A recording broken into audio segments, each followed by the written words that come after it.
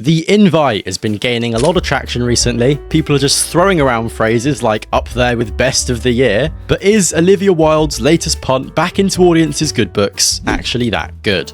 Now, as director, this is Wilde's third feature film. We had Booksmart, which granted a lot of people liked. I thought it was really fine, just fine. Struggling from a lot of those issues that tend to plague most coming-of-age stories. The issues being adult writers who are clearly not children, trying to write dialogue for children, and they try to compensate with this splash of self-awareness, failing to recognise that literally all coming-of-age films have that exact same splash of self-awareness. But I digress. We then had Don't Worry Darling. I have not seen this. I don't totally intend to. I've heard absolutely nothing positive about it. And now we have The Invite. We follow a tense married couple played by Seth Rogen and Olivia Wilde as they invite their upstairs neighbours down for drinks, played by Edward Norton and Penelope Cruz. But as the night unfolds, the open and erotic tendencies of the neighbours begins to unravel. To put it simply, this is about an awkward at times dinner party that takes a turn as the polyamorous upstairs neighbours suggest an orgy. At face value, it might sound a bit shallow, but trust me when I tell you, this was one of the sharpest and wittiest comedies I've seen in a while, with real and naturally funny sounding interactions that don't come off as people reading lines. So I saw this the day after it came out in the UK, and while my screening was pretty small and pretty empty, there were like 4 other people there was still this energy in the room that you don't tend to find when basically nobody's in a cinema. I had a grin on my face throughout a lot of this, and the 2 old ladies in front of me were having an absolute hoot by the sound of it. They were genuinely cackling whenever the notion of Edward Norton getting pegged was brought to the table. But you know, it's not often that you hear people seriously belly laughing to this extent in a cinema, and I think it really speaks to the quality of the script and the standout performances from all 4 individuals. We were at the door before we rang and we could hear you were fighting. Oh, we were fighting. We were fighting, yeah. With this small cast in a contained setting, the quality of the film obviously rests heavily on the deliveries they're bringing to the table. And part of what worked so well was Wilde's ability to craft 4 totally unique characters, all of whom clearly represent the tendencies of people you can relate to in day-to-day life. Maybe leaving out all the group sex stuff. Norton and Cruz cause a build-up of tension between Rogen and Wilde's characters as the night moves forward, with this eventual proposition of a great orgy.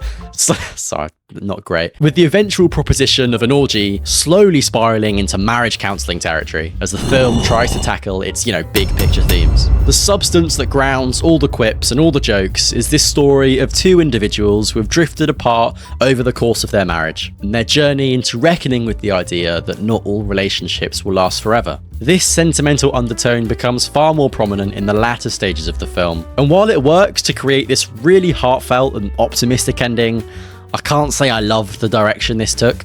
Not where it is. It's usually in there. It should be in there. No, it's never been in there. Should be in here. No, it's never been in there. Literally never been. Once the characters started moving away from this fast-paced comedic bickering towards actions that were just much more real, I could feel the disappointment flowing inside my head. Granted, it did stick the landing in the end, but for me, the last 20-ish minutes left a lot to be desired, and ultimately withheld this from being everything I wanted it to be. When it ventured into this more generic couples therapy ordeal, that witty spark kind of died in place of something a lot less unique, sort of being emotional for emotional's sake, the kind of dialogue that's only really there to bridge the gap so the film can close on a somber piano tune.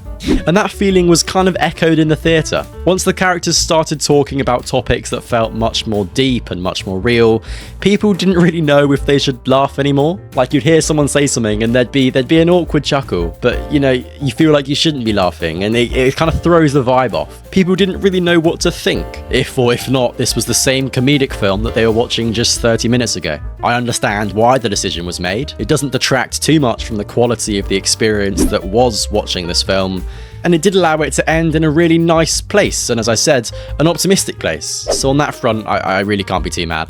But quickly, before I give you my closing views, if you're enjoying the video, then please consider subscribing to the channel. I'd really appreciate it. Coming back to this idea of The Invite being one of the best films of 2026, I totally agree. Granted, I feel like I'm kind of missing some of the big releases this year. I really don't like horror, so I've seen neither Obsession nor Backrooms. Please don't shoot me. But I think what stands out about the invite is the fact that it's actually funny. I think effortless is a good word, you know? It's not trying too hard. It's not kind of begging for the attention in the same way that you find with a lot of other comedies.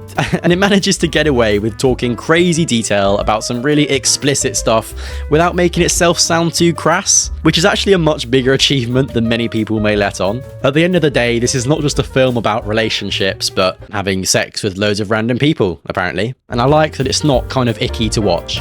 Oh, and one more thing. Sorry, this is really random. The way they do the credits in the trailer. Just to be clear.